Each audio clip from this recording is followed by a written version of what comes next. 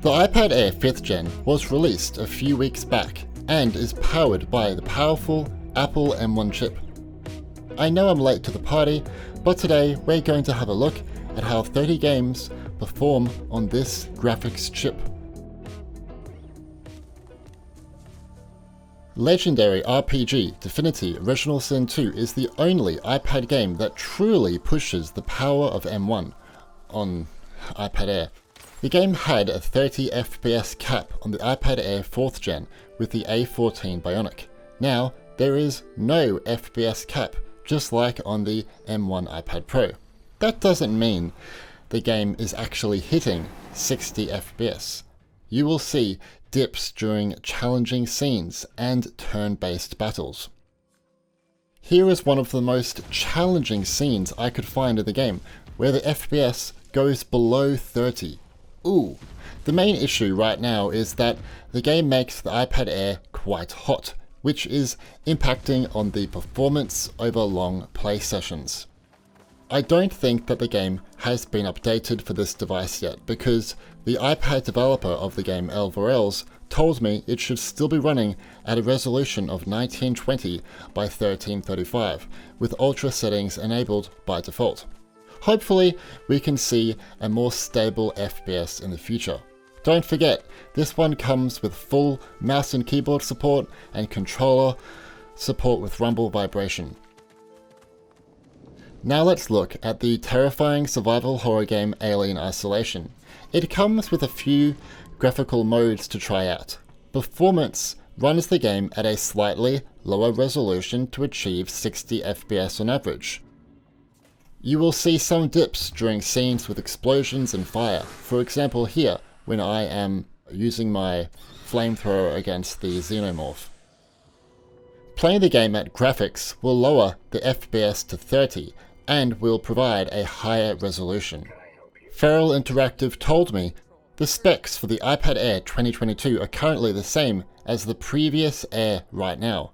The previous Air model was already running close to the maximum settings, so the new Air will just have a slightly more stable FPS, will run a little cooler, and the battery will last a little longer, but visually it will be the same. Contrast adaptive sharpening support also helps to improve the visual quality on these iPads. Alien Isolation on iPad comes with full mouse and keyboard support and controller support with rumble vibration. Amazing! Apex Legends Mobile, which is in regional launch, isn't the most demanding game out there. Many will say it is, but it's not. Sure, it looks pretty great, but it has been made to scale down well on old hardware, all the way back to an iPhone 6S, which is crazy. Most devices with an A13 Bionic chip and beyond support 60 FPS. So, what's the point of playing this game on the new iPad Air then? For the sole reason of that this device actually hits an almost locked 60 FPS at extreme HD image quality. Even after long play sessions, it won't really drop below 59 FPS. The only time it struggled a bit was when you first entered the map and then, you flew down, then it would tinker a bit. Original image quality targets the device's native resolution, but you'll be forced to play at 30 FPS, so I don't really recommend this mode. Also, no controller support for this one is a crime. Despite its age, Feral Interactive are very good at updating Grid Autosport on iOS, so it still looks like a current-gen title. They also recently added controller rumble support, which is very important for a racer. As you'll come to find with their mobile games, it includes a few graphics modes. First is Performance, which runs the game at a lower resolution to target 60 FPS on average. As you can see, excellent performance with a locked 60 FPS. That's what I like to see. Graphics runs the game at the highest resolution possible with a target frame rate of 30 FPS. In some stages the frame delivery is mixed, but overall it's not bad. Like Alien Isolation, Grid Autosport matches the performance of the last iPad Air, but then again it was running close to maximum settings there. To be honest, I'm not massively into this action RPG Genshin Impact, so I usually don't know what to show in terms of performance. Anyway, if you play at a render resolution of high, I believe this targets a resolution of 1600p on this device. My first test was with everything at their highest quality. After playing for just a few minutes, it will hardly ever reach 60 FPS. If you put the graphics quality to medium, you will then get closer to 60 FPS on average, if that frame rate is a must for you. Here is a game on the App Store that runs on the Molten VK framework. Molten VK is a software library which allows Vulkan applications to run on top of Metal on macOS, iPhone, iPad, and Apple TV operating systems. The developer IPAX stated this on a Molten VK survey. Molten VK is a great project and saves us a lot of time to maintain yet another rendering backend. Performance of Molten VK is quite a bit better compared to using OpenGL, which has been depreciated by Apple years ago. Anyway, the game can maintain 60 FPS at native resolution, which is 2360 by 1640. Seeing 60 FPS for long flights is just wonderful to see, as the game has to render so much at any given moment. Aerofly FS won't be for everyone, as it's a flight simulator, but I thought the info on Molten VK would be interesting to share with you. Sky Children of the Light is an online social adventure where you explore beautiful worlds. The game contains a few graphic modes. High performance lowers the resolution a little to achieve 60 FPS. Most new iPhone and iPads can get 60 FPS on average, so it's no surprise it's doing the same here. Switching to high def mode targets native resolution but lowers the frame rate to 30 FPS. I don't suggest this mode on any iPhone or iPad, as the frame pacing can sometimes have mixed results. XCOM 2 is my favourite strategy game on iPad. It was also Feral's first game to get mouse and keyboard support, I think? Or was that a Company of Heroes? I can't remember. Anyway, just like their other games, this one contains a few graphic modes. Performance provides up to 40 FPS. I never use this mode as the visual quality is quite reduced and the FPS fluctuates too much. Graphics, on the other hand, is the way to go for me. It targets 30 FPS, but provides improved colors, environment shadows, foliage quality, textures, depth of field, and a higher resolution. Feral told me they might increase the settings in the future. However, for resource-intensive games like XCOM 2, the thermal limitations of passively cooled devices are the biggest factor in determining settings.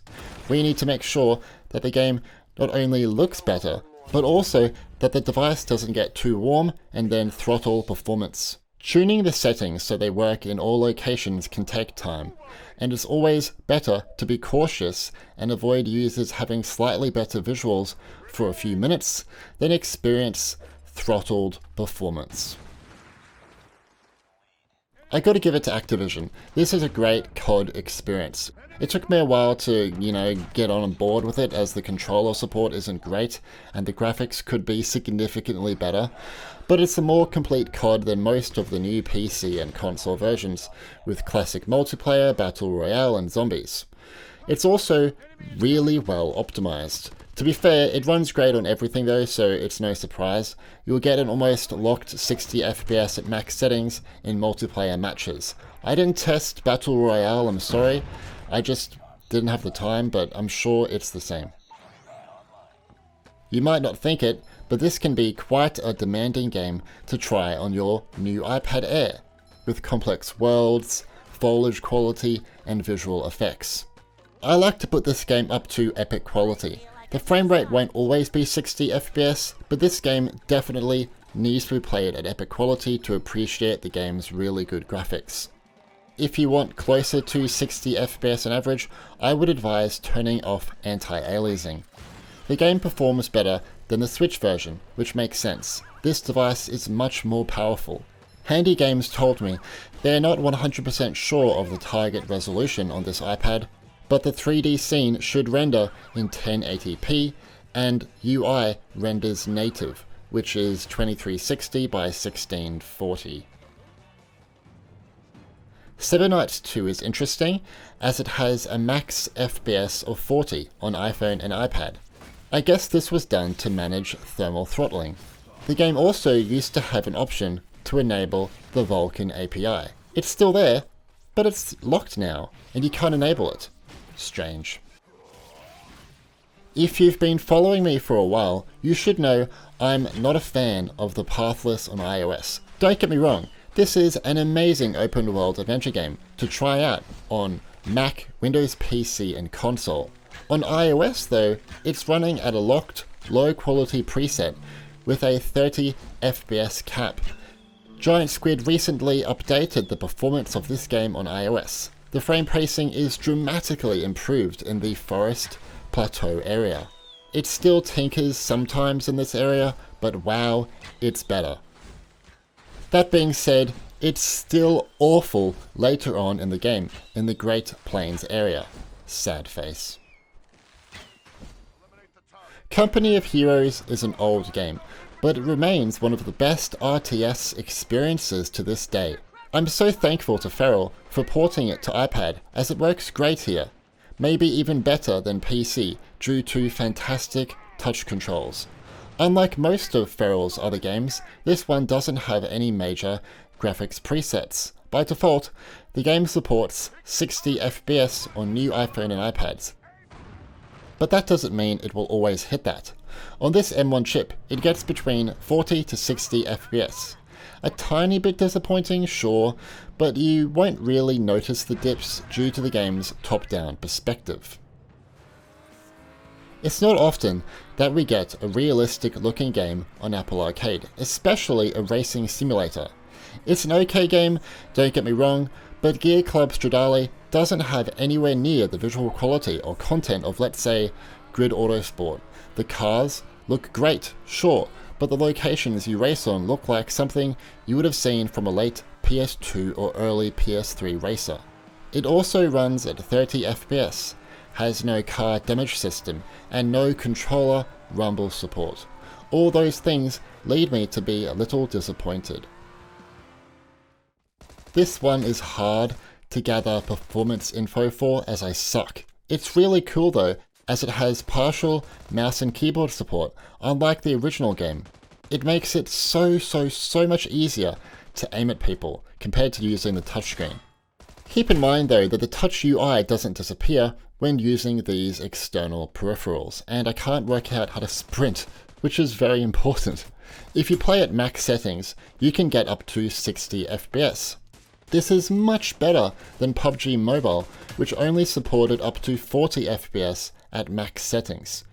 You will still see some dips into the low 40s, but so far based on my testing, that doesn't happen that often. Then again, I only played the game for like 30 minutes. There are not many high quality basketball games on iOS. Thankfully, we've got NBA 2K22 on Apple Arcade. I'm not very good at this game, but I think I can give a fair assumption on the performance. On this iPad, it runs the game at ultra high video settings by default, but you can lower some settings if you get performance issues. You shouldn't though. It gets a locked 60 FPS during matches, and just like every other iPhone or iPad, it will drop to 30 FPS during in-game camera shots of players. If you have NBA 2K21 on Apple Arcade, it gets exactly the same performance due to running on the same engine. Dead Cells can run on anything. I mean, I've run it on a 2013 MacBook Air, so it's no surprise it's getting 60 FPS here. PlayDigits told me a resolution of 2048 by 1536 is used when high resolution is enabled from the video menu. I don't really know what else to say, so yeah, I'll leave it at that. Feral Interactive just ported Total War Medieval 2 to iPad and iPhone. It doesn't come with any graphical modes either, instead it will run at default settings. I don't really know how to play these Total War games very well, so apologies about the gameplay. I was worried that the game would have an FPS cap of 30, but this isn't the case thankfully. Sometimes it can hit 60 FPS, but typically it's sitting around 45 to 60 FPS, especially if you take the camera close into battles, it can go down a bit. Strategy games of this caliber are quite demanding, especially on mobile, so I'm quite happy with the performance, really. Thanks again to Feral for adding mouse and keyboard support to this one. Keep up the good work. The benefit of playing Minecraft on this iPad Air is the ability to choose a higher render distance of 22 chunks. You may get a warning that this high render distance could cause a low frame rate, but so far it's been a stable 60 FPS. I haven't really done anything that intense in the game, I just built a house and flew around, so it might be different in other circumstances. Hey man, what you want? In many ways, this is the best version of San Andreas compared to the new Definitive Edition on PC and console, which is apparently coming to mobile eventually, but I don't know when. Anyway, the original iOS version has no major bugs, and high-resolution graphics, lighting, dynamic shadows, real-time reflections, color palette, and improved character models compared to the original 2004 release. It's capped at 30 FPS, which is a shame, but the delivery is solid, which is good.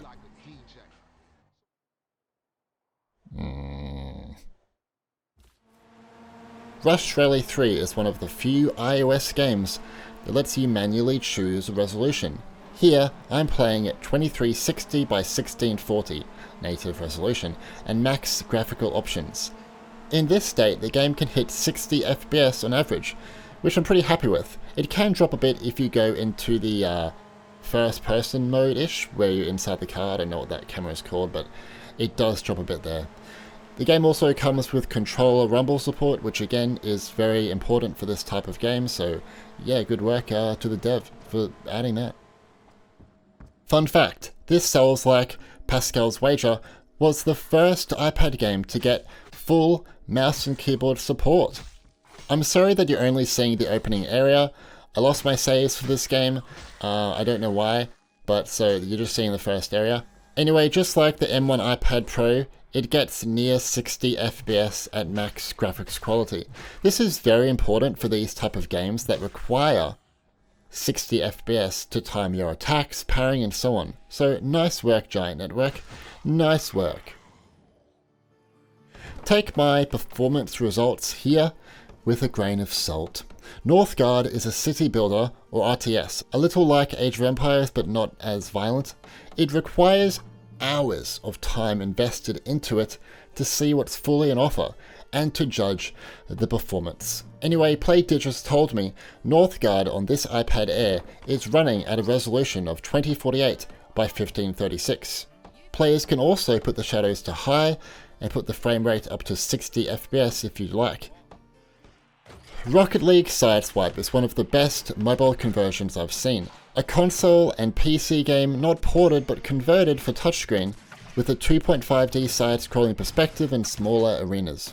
As you can see, we're hitting an almost locked 60 FPS, and this is at a quality preset of high, with high quality grass during gameplay enabled.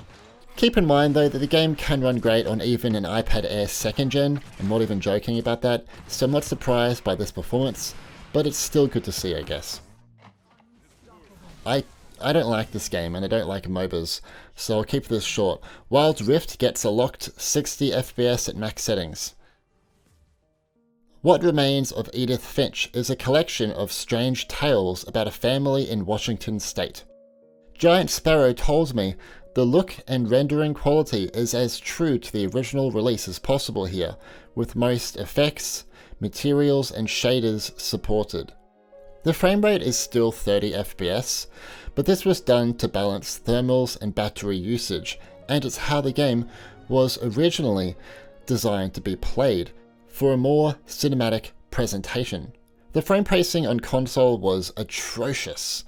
It's not perfect here on this iPad, but it's a lot better. A lot better. There is also one scene of the game, Calvin's Story, where you're on a swing set, where the frame rate is actually about 45 FPS, but this is to work around a stability issue with PhysX. My Time at Portia.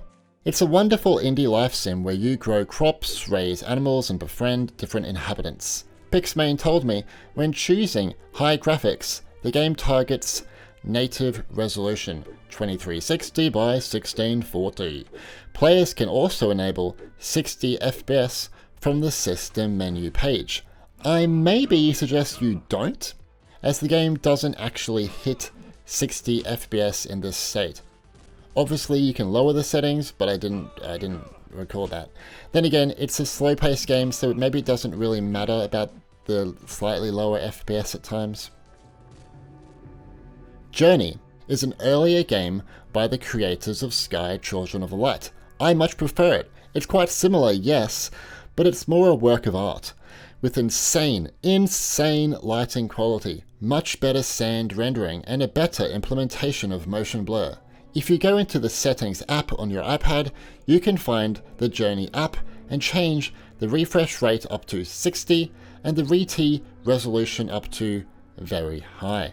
Even at max settings, this game sees around 60 FPS, which is very good. Our last game to look at is Asphalt 9 Legends. As you can see, it performs great, with a locked 60 FPS. It's quite an old game now, I get that, but it does feature some very challenging scenes and a fantastic damage system that can be quite taxing on hardware. So, what do you think of the gaming performance offered by the new iPad Air 5th Gen? In my opinion, it's quite fantastic, and is literally one of the best tablets out there if you want to game. But it blurs the line between the M1 iPad Pro now. I'm really interested to know why some of you will buy this device over the M1 iPad Pro, so let me know in the comments. I also want to take a quick moment to thank all the developers who answered my questions about their games on this iPad. It's rare for mobile developers to divulge this information to us, so thank you. Anyway, leave a like if you enjoyed this video, and subscribe and turn on notifications to stay up to date with what I do next. Which, I don't know what I'm doing next, I haven't been very active lately, but I'll see you when I see you. My name's Stewie, and thanks for watching.